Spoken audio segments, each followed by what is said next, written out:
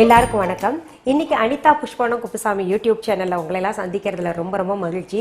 நான் சொல்லிட்டு வர ரெமெடிஸை நிறைய பேர் ஃபாலோ பண்ணிட்டு இப்போ சமீபத்தில் ட்ரை ஸ்கின்க்கு ஒரு க்ரீம் சொல்லியிருந்தேங்க. ஒரு பெண் வந்து உடனே தயாரிச்சு நல்லா ரிசல்ட் இருக்கு, நான் போட்ட மறுநாளே எனக்கு அந்த ட்ரையா எடுக்கிறதெல்லாம் நின்றுச்சு அப்படின்னு சொல்றாங்க. ரொம்ப சந்தோஷமா இருக்கு. அப்புறம் நிறைய பேர் என்ன சொல்றாங்க, மக்கானா கிடைக்க மாட்டேங்குது அப்படின்னு சொல்லிட்டு அந்த மக்கானா, அப்புறம் வந்து இந்த பிண்டை ஆயில் கிடைக்க மாட்டேங்குதுன்னு சொல்றாங்க. அப்புறம் பிளாக் சீட், அதாவது கருஞ்சீரகம் கூட கிடைக்க மாட்டேங்குது அப்படின்னு சொல்றாங்க. அப்புறம் இன்னொன்று பார்த்தீங்கன்னா உங்களுக்கு இந்த ஃபிளாக் சீடும் கிடைக்க மாட்டேங்குது. ஃபிளாக் சீடு வேற, பிளாக் சீடு வேற, நல்லா நினைவு வச்சுக்கோங்க. ஃபிளாக் சீடுன்றது எஃப், அது சொல்றேன். அந்த ஆளி விதை தமிழ்ல சொல்லுவாங்க. அதுவும் சில இடங்கள்ல, கிராமங்கள்ல இல்லாட்டி சின்ன டவுன்ஸ்ல கிடைக்க மாட்டேங்குதுன்ற மாதிரி சொல்றாங்க. இதெல்லாம் கிடைக்கும் இடம் பார்த்தீங்கன்னா உங்களுக்கு லிங்க் வந்து டிஸ்கிரிப்ஷன் பாக்ஸ்ல நான் கொடுக்குறேங்க. அப்புறம் இன்னொன்று சொல்லிக்கிறேங்க, புதுசா சப்ஸ்கிரைப் பண்றவங்க சப்ஸ்கிரைப் பட்டனை அழுத்திட்டு பக்கத்திலேயே ஒரு பெல், கோயில் மணி மாதிரி ஒரு ஐகான் பட்டன் காமிக்கும். அதை வந்து நீங்க டச் பண்ணி விடணும். அப்பதான் நாங்க என்னென்ன பதிவுகள் போடுறோமோ அதெல்லாம் உங்க கவனத்துக்கு வந்து சேரும். இதுக்கு முன்னாடி வந்து நாங்க என்னென்ன பதிவுகள் போட்டிருக்கோம், நிறைய எனக்கு கால்ஸ் வர்றது பார்த்தீங்கன்னா, இந்த வைட்டனிங் ஃபேஸ் பேக் பவுடர் எப்படி செய்யணும் மேடம், அது பார்க்கணும், எங்களுக்கு தேடினா கிடைக்க மாட்டேங்குதுன்னு சொல்றாங்க. டிஸ்கிரிப்ஷன் பாக்ஸை போய் நீங்க டச் பண்ணி அதில் ஓப்பன் பண்ணி பார்த்தீங்கன்னா எங்களுடைய யூடியூப் லிங்க் கொடுத்துருப்போம். அதில் என்னென்ன பதிவுகள் இதுக்கு முன்னாடி போட்டிருக்கோமோ அது எல்லாத்தையும் நீங்க பார்க்கலாங்க. இன்னைக்கு நான் உங்களுக்கு பூண்டு சட்னி செஞ்சு காமிக்க போறேங்க. அந்த பூண்டு சட்னி பார்த்தீங்கன்னா உங்களுக்கு இட்லி கூட, தோசை கூட, பூரி கூட, சப்பாத்தி கூட, எல்லாத்து கூட சாப்பிடலாம். பணியாரம் கூட, கொழுக்கட்டை கூட, எல்லாத்து கூட சாப்பிடலாங்க. எல்லாத்தோட பார்த்தீங்கன்னா உங்களுக்கு இந்த மரவள்ளி கிழங்கு வேக வச்சு இந்த பூண்டு சட்னியை தொட்டுட்டு சாப்பிட்டோம்னா அதை விட அமிர்தமா இருக்கிறது ஒண்ணுமே இல்லைன்ற மாதிரி ஃபீல் பண்ணுவீங்க.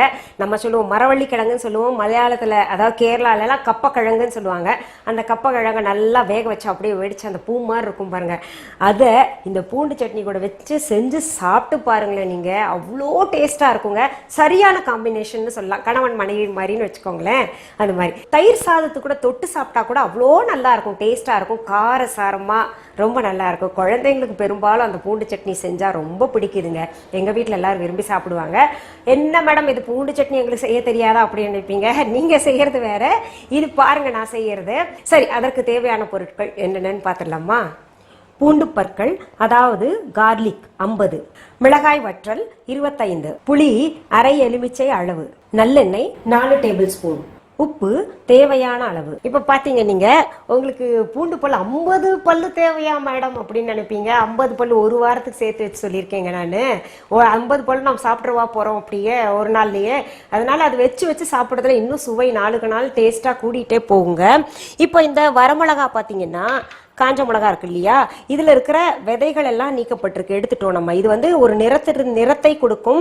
இதுல இருக்கிற அந்த விதை நீக்கப்பட்டு இருக்கக்கூடிய ஒரு காரத்தை தான் கொடுக்கும் நமக்கு. அந்த விதை நீக்கிறது எப்படின்னு நான் உங்களுக்கு சொல்லி காமிக்கிறேன் பாருங்க. இதை வந்து நல்லா இப்படி ஃபர்ஸ்ட் இப்படி பண்ணிக்கோங்க. அந்த விதையெல்லாம் தனியா இப்படி நம்ம உள்ள இப்படி ஷேக் பண்ணி நல்லா எடுத்துட்டோம்னா அதெல்லாம் உதிர்ந்துரும். உதிர்ந்த பின்னாடி இந்த இதை கிள்ளிருங்க. கிள்ளின பின்னாடி இங்க பாருங்க, விதை இப்போ கொட்டினா வந்துடுது பார்த்தீங்களா, எல்லாம் வந்துருச்சு பார்த்தீங்களா, அந்த மாதிரி எடுத்துடணும். இப்போ என்ன பண்ணணும், நம்ம மிக்சி ஜார் எடுத்துக்கலாங்க. மிக்சி ஜார் எடுத்துட்டு இந்த பூண்டு பற்கள் 50ஐயும் போட்டுக்கலாம்.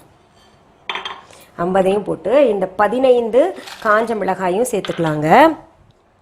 அப்புறம் புளியும் போட்டுக்கலாம். தேவையான அளவு உப்பு சேர்த்துக்கலாம். வடக்கிந்தியர்கள் பார்த்தீங்கன்னா 12 வயசுலேயே சமையல் கட்டுக்குள்ளே விட்டுருவாங்க. நான் எல்லாம் 12 வயசுலேருந்து சமைக்கிறேங்க. அதாவது என்ன மெத்த படிச்சிருந்தாலும் நார்த் இந்தியாவில் நீங்கள் போய் பாருங்க, அவங்க கலெக்டராகவே இருக்கலாம், கட்டாயம் அவங்க பெண் எடுக்கும்போது கேட்கக்கூடிய கேள்வி, பெண்ணுக்கு நல்லா படிச்சிருக்காங்க சரி, அவங்களுக்கு சமையல் தெரியுமா, அப்புறம் வந்து கடாயி புனாயிம்பாங்க, ஏதாவது பின்றக்கு சமையலும் கை வேலைப்பாடுகளும் தெரியுமான்னு கட்டாயம் கேட்பாங்க. இப்போ கூட கேட்பாங்க. அந்த மாதிரி நீங்கள் வேணா டெஸ்ட் பண்ணிக்கோங்க. 12 வயசு ஆனாலே கிச்சனில் போய் நீ செய்யறியோ இல்லையோ, எப்படி வேணா செய், பரவாயில்ல, நாங்கள் சாப்பிடுவோம் பரவாயில்லன்னு சொல்லிட்டு நீங்கள் கேட்பீங்க. 3 டேபிள் ஸ்பூன் எண்ணெய், நல்லெண்ணெய் எடுத்திருக்கீங்களே, இவ்வளோ தேவையா? அதுதாங்க எங்க வித்தியாசம்.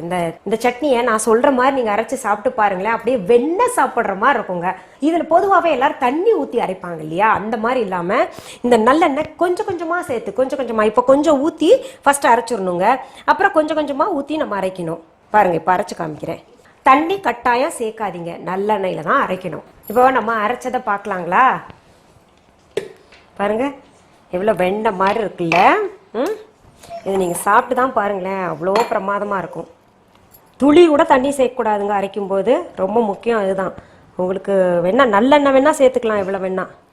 நீங்கள் என்ன நினைப்பீங்க, என்ன மேடம் 4 டேபிள் ஸ்பூன் நல்லெண்ணெய் ஊற்றணுமா அப்படின்னு சொல்லிட்டு நினைப்பீங்க. ஆமாங்க, நல்லெண்ணெய் வந்து உடம்புக்கு நல்லது தான், ஒன்றுமே பண்ணாது. அதுவும் இந்த பூண்டு இந்த காம்பினேஷனில் சேரும்போது ரொம்பவே நல்லது தான். அந்த 4 டேபிள் ஸ்பூன் நல்லெண்ணெய் எப்படி போடணும்னா, அரைக்கும் போது கொஞ்சம் கொஞ்சமாக ஊற்றிட்டு நம்ம அரைக்கணும். துள்ளி கூட நம்ம தண்ணி சேர்க்கக்கூடாதுங்க. பொதுவாகவே நம்ம தண்ணி சேர்த்து அரைச்சிட்டு என்ன பண்ணுறோம், டேபிளுக்கு போன பின்னாடி அங்கே நல்லெண்ணெய் வந்து ஊற்றிட்டு அந்த சட்னி மேலே சாப்பிடுவோம் இல்லையா, அதை காட்டிலும் இது ரொம்ப சுவையாக இருக்கும். நீங்கள் செய்து சாப்பிட்டு பாருங்கள், நல்லா இருக்கும். சரிங்க, இப்போ நம்ம வந்து அரைச்சது முழுவதும் எந்த டெக்ஸ்டரில் வந்திருக்குன்னு பார்க்கலாமா? பொதுவாகவேங்க பூண்டு வந்து உங்களுக்கு எல்லாருக்குமே நல்லா தெரியும். அதாவது இந்த உங்களுக்கு கொலஸ்ட்ரால் எல்லாம் நல்லா பேர்ன் பண்ணுங்க. அது கூட நல்லெண்ணெயும் ரொம்ப ரொம்ப நல்லது. அது பார்த்தீங்கன்னா நிறைய வயிற்றில் இருக்கிற புண்களை எல்லாம் மாற்றும். இது வந்து அடிக்கடி நீங்கள் செஞ்சு சாப்பிட்லாம். நான் கொஞ்சம் டேஸ்ட் பண்ணி பார்க்குறேன். வெண்ணெய் சாப்பிட்டா வெண்ணெயில் கொஞ்சம் காரம் சேர்த்தா எப்படி இருக்கும், கொஞ்சம் பூண்டெல்லாம் சேர்த்தா எப்படி இருக்கும், அந்த மாதிரி இருக்குது. நீங்கள் செஞ்சு பார்த்துட்டு கமெண்ட் பாக்ஸில் போடுங்க.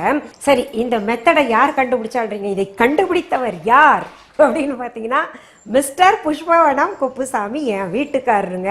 அவர் தான் இந்த மெத்தடில் செஞ்சு பார்க்கலாமே, சும்மா ஒரு நாள் அரைச்சாரு, பார்த்தா அவ்வளோ டேஸ்ட்டு. என் பசங்க கொண்டான்னு சொல்லிட்டு நிறைய ஒரு 2 இட்லி சாப்பிட்ற இடத்துல 4 இட்லி சாப்பிட்டாங்க. அதோட பார்த்தீங்கன்னா என் சிஸ்டர்ஸ் எல்லாம் வந்திருந்தாங்க அன்றைக்கி ஊரில். அவங்க சாப்பிட்டு இது என்னன்னு அவங்களும் ட்ரை பண்ணுறாங்க. பூண்டு ஸ்மெல் மட்டும் அடிக்குது. வெண்ணெய் போட்டு அரைச்சிங்களா, இல்லை என்ன போட்டு அரைச்சிங்கன்னு அவர் சொல்லவே இல்லையா வீட்டுக்கார் கடைசி வரைக்கும். எனக்கே தெரியாதுங்க. அப்புறம் நான் என்னை தனியாக கூப்பிட்டு சொன்னார், இது மாதிரி இதெல்லாம் தான் போட்டு நான் அரைச்சேன்னு சொல்லிட்டு. அது பார்த்தீங்கன்னா அப்போலேருந்து இந்த மாதிரி அரைக்கிறோம். என் சிஸ்டர்ஸ் எல்லாம் வந்தாங்கன்னா இந்த மாதிரி அரைச்சி வச்சுட்டு ஊருக்கே எனக்கு கொஞ்சம் அரைச்சி கொடுங்க, நாங்கள் எடுத்துகிட்டு போகிறோம்னு சொல்லுவாங்க.